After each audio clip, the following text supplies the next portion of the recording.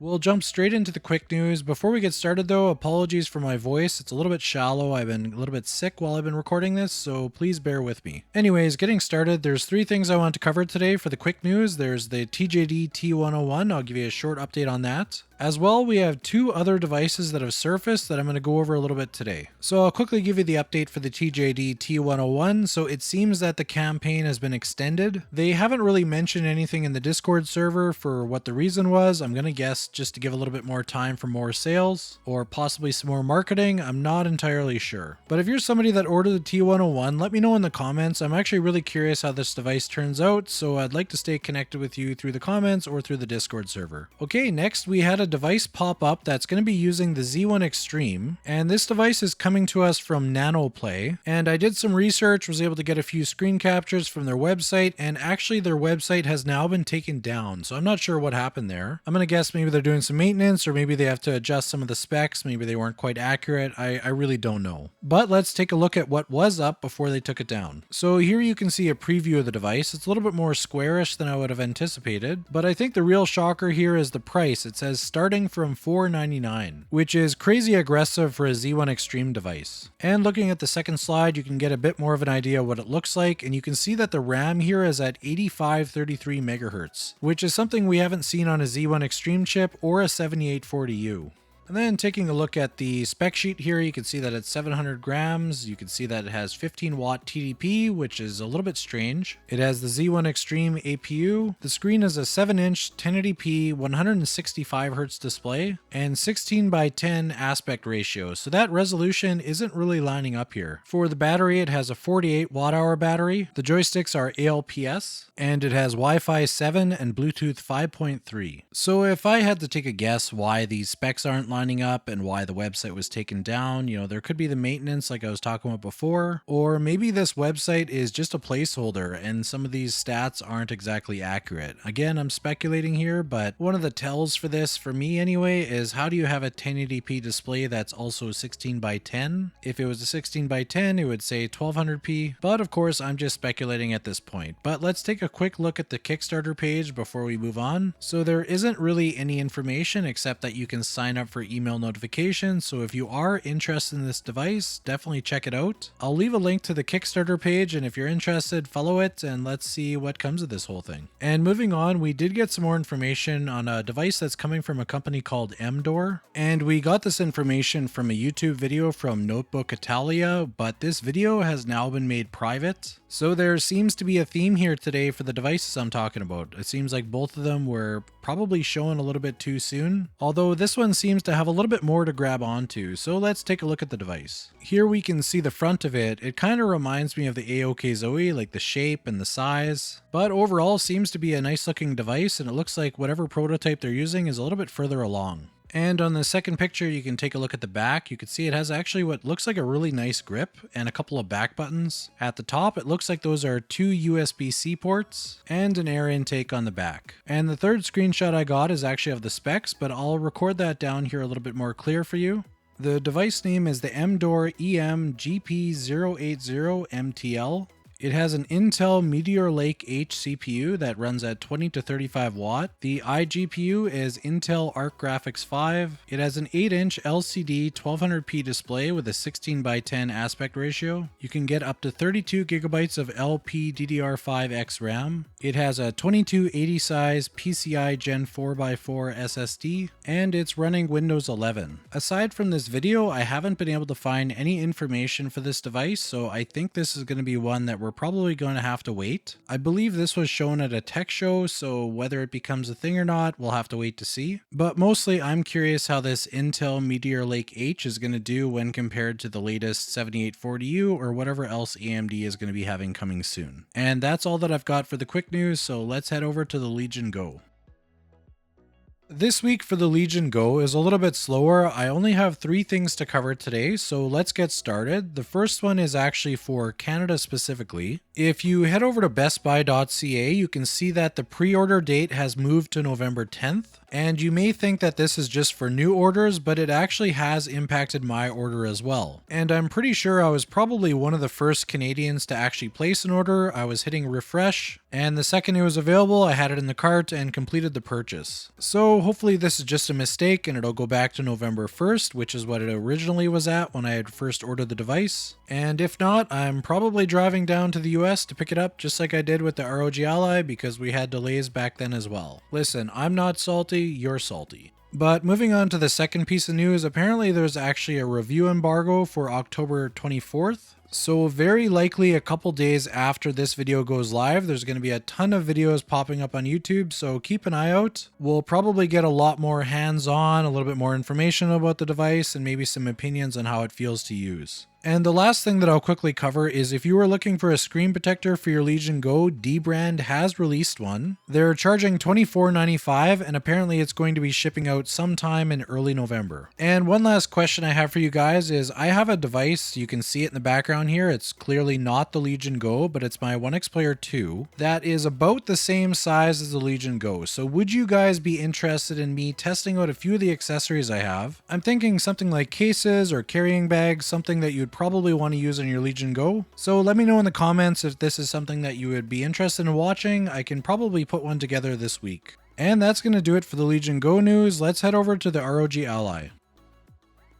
A little bit of a quieter week for the ROG Ally, but I do have a couple things to cover. So the first one is the BIOS 330. So I had talked about potentially testing it for you guys. And unfortunately, my week was pretty busy, so I didn't get a chance to test it for you guys. But I do know somebody that did. So you can check out the video by Filterless, where he tests it in a few different games, and he found that some games were performing a little bit better, some were performing a little bit worse, but most seemed to be mostly the same. Others have been reporting a bit of a bug with the BIOS update where you update it and then it keeps asking you to update it, so it doesn't seem to register that it's actually running on 330. I haven't personally experienced this because I haven't actually updated to 330. It's, like I said, it's been a very busy week. But I'm curious to see what your guys' experience was. Did you guys have that bug or is it just limited to some people? Because I kind of heard it in some areas and other people weren't talking about it, so I really don't know. One more update that I can't recall if I had talked about last week, but I'm going to be testing some new Hall Effect joysticks very soon. And this will be a in-between step. So they've looked at increasing the tension of the joysticks,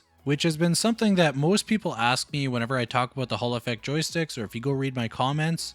The number one question is, how is the tension? So I'm going to test these ones out, see how it feels, and see if it's a step forward. And it seems that K-Silver is going to try to address the interference by changing the module internally, which would definitely be our best bet. So stay tuned for that. I'll let you guys know what I discover. And the last couple of updates that I have for you guys is actually related to some accessories for the Ally. So the first one is the Project Killswitch from Dbrand. The Killswitch was pretty popular for the Steam Deck. It was a nice grip that you could attach that also had a cover on the front and a kickstand. And you can see that the cost here is $59.95, and that gets you the actual case, the kickstand and whatnot. And if you add another $15, you can get the front cover, which makes it that the grip also becomes the case. So you could just toss it in your bag and keep your Ally safe. And speaking of cases, I was actually sent one to show you guys today. It's actually a pretty low cost but nice case, so let's take a look at it. Let's take a look at a hardshell case from RLSOCO. So once we take it out of the bag here, you can see that it has some bulges as well as some indents to protect your joysticks as well as your buttons. And as I turn it to the side, you can see that it's fairly thin, so it doesn't take up a lot of space in your bag if you're going to just toss it in. So let's take a look at the inside here. And once we open it up, you can see that there's a strap to hold your Ally in. So this is something that you're going to want to put over top of the screen just to make sure that it's secure. And the only other thing is this deodorizer. So it's not a snack. Do not eat it. And that's about it. So let's take the Ally and put it inside and see how it fits. So with this case, you can see that it's pretty much the perfect size for the Ally. And when you put the straps in, you can really assure that your Ally is not going to fall out. It's not going to move around. And with having those bulges, it should protect the joysticks. I did test the bulges, and if you push hard enough, you can hear the joysticks click down, but it does take quite a bit of pressure. And the last thing, you have this little adjustable strap that if you wanted to just hold on to it from that, it should be safe. A special thank you to RLSOCO for providing this so I could show it to you guys. If you guys are interested in this case, check out the link in the video description. To celebrate the release of Mario Wonder, I wanted to take a look at a couple of Switch accessories. So these ones are coming from Kiwihome. We have a Switch case with a grip, as well as a charger that doubles as a dock. We'll first start off with the grip case. So inside the box here, it's pretty straightforward. There's basically just the grip case and then a little plastic surrounding it. So let's take it out of the plastic. And the only thing you're greeted with is a piece of paper that tells you to insert the Switch bottom first straight into the grip. Before we put the Switch in, let's actually take a quick look at the case. So you can see that it has the grips on the side here, and then if you flip it over at the back, you can see that there's a little container attachment for the cartridges. You can store up to 4 games if you want to take them along with you, and let's go ahead and put the Switch in to see how it fits. And once you have the bottom in, you just need to pull the top over. It's made out of rubber, so you don't need to worry about scratching your Switch. I'm sure my wife would kill me if I scratched her special edition, but I don't think that's going to be a problem. So I'll go ahead and put some cartridges in here so you can see. And one thing to note here is the cartridges should have been facing the other way. I got them in here, but they were a pain to take out. But when they're facing the other way, they will come out fairly easily. And the main thing when you're buying a grip case is that it's actually comfortable and it actually achieves what you bought it for, which is to increase the grip on your Switch. The grips on here aren't too large. I do prefer a larger grip, but for my wife, who's probably going to steal it from me, it seems to be just right. Next, we'll take a look at the charger dock, and when you open it up, it's pretty straightforward. The first thing you're greeted with is the instructions, so open it up, take a look at it for half a second, and then like most people, never look at it again. Next, you have the USB-C to USB-C cord. Make sure that you hold on to this one though, because not all USB-C cords are made the same, and you're going to need this one for video out. And then lastly, we have the charger block itself. We have our HDMI, a USB-A, and a USB-C. And one nice thing is that the prongs actually fold into it, so you don't have to worry about them sticking out. This charger dock is 45 watts, so it'll probably work well with the Steam Deck, maybe the AYN Odin, but probably won't work well on something like the ROG Ally because it can require more power than 45. So let's jump over to the tests now.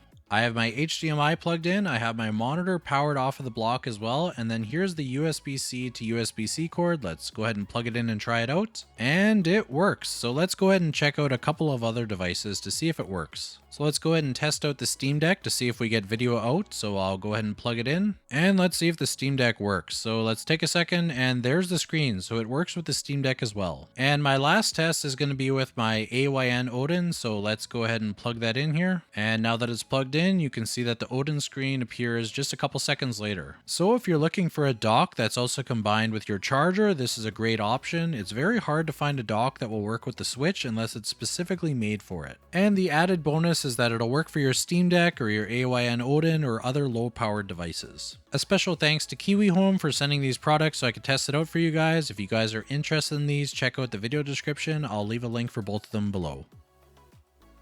Only a couple things to cover for the Steam Deck this week. The first one is actually a cool little use for the Steam Deck at Disneyland. As you can see, they have the Steam Deck as a controller for these little droids, so just a cool use for the Steam Deck. Figured I would share it with you guys. And the other update that I have is all related to software updates. So we have a few SteamOS updates. They're mostly relating to gyro controls and pretty much across the board here for the 3 updates. It's been a bit of a theme, something that they've been working on, I guess, for the last few months, so I'm not too surprised to see that they're working on it still and still tweaking it a little bit. Aside from that, it was just regular bug fixes. And that's the short and sweet update for the Steam Deck, so let's move on to AOKZOE.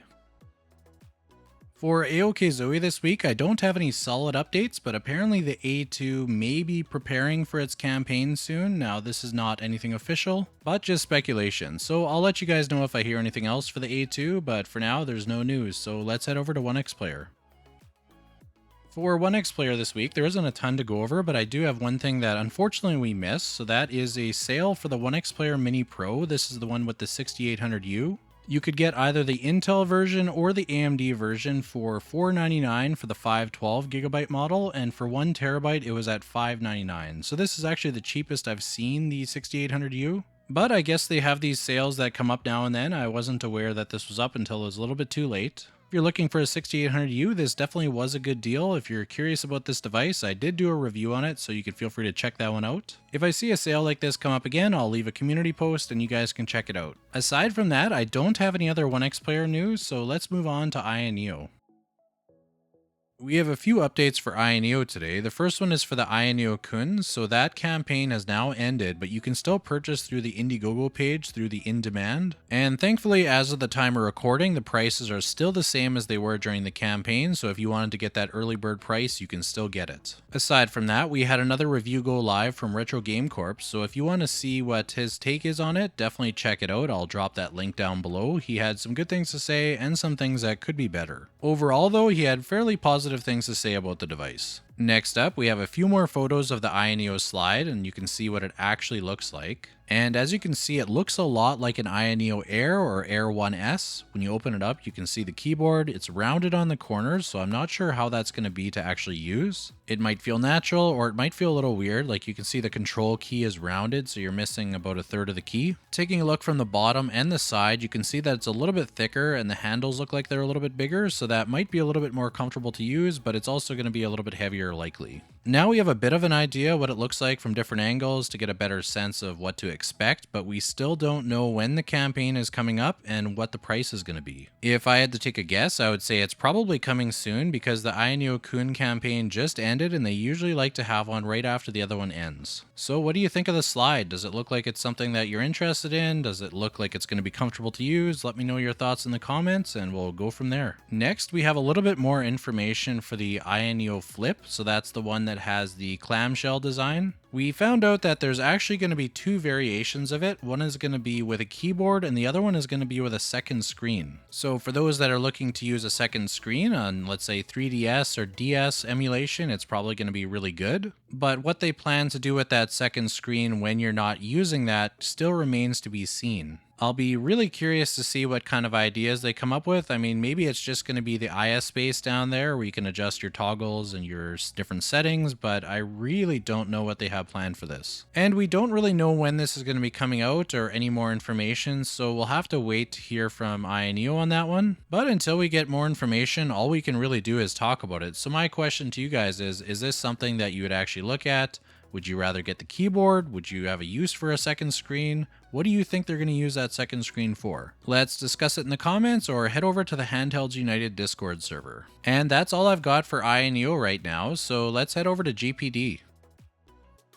There's a few things to cover for GPD this week. The first one is actually in relation to the 7840U shortage that they've talked about previously. On the WinMax 2 Indiegogo page, they actually expanded on it a little bit on October 15th. The post has actually since been taken down. They mentioned that AMD didn't fulfill their contract and was actually late on their shipments, and that's why they didn't have enough WinMax 2s to send out. But I'm guessing they decided to retract that. Maybe they didn't want to damage the relationship with AMD, if I'm just speculating, because this post is no longer available. The good news though is that they are expecting to get more 7840U chips at the end of the month. Originally they were saying that there was going to be about a 2-month delay, but it seems like it's coming a little bit sooner. So hopefully this will bring the Win 4 7840 back on sale because they had to pull it down because they were out of stock. And my last update is for the Win Mini. It seems that they have been working on the case that should help with some of the heat dissipation. There was a concern that the device was getting very hot, like to the point of almost burning yourself. The Fox had done a video review on it where he talked about that, so if you're looking for more information, check that one out. They aren't able to show us the shell yet, but apparently it's almost finished, so we should be hearing about it probably in the next little bit. But that's going to wrap it up for GPD, so let's head over to AYN.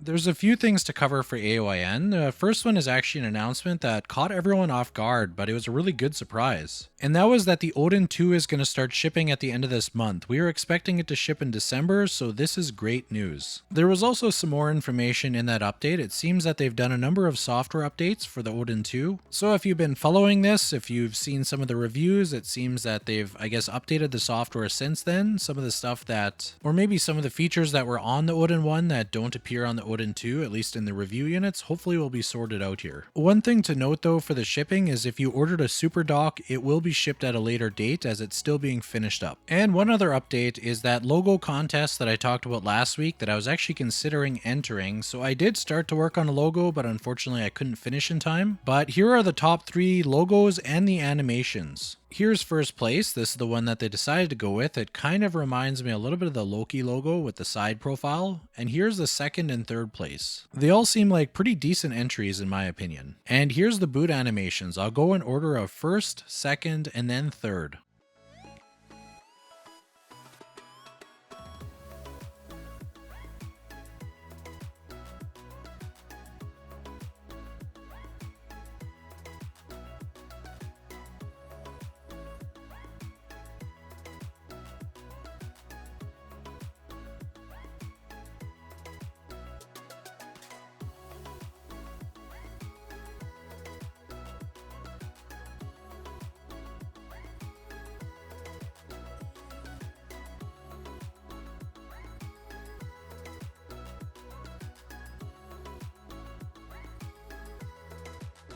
And that's the contest winners. So what do you think of them? I think they did a pretty good job. I'm curious to see what AYN will actually implement into the final product. Anyway, that's the end of the AYN news for this week, as well as the end of this week's recap. I hope you enjoyed this video and thank you for watching.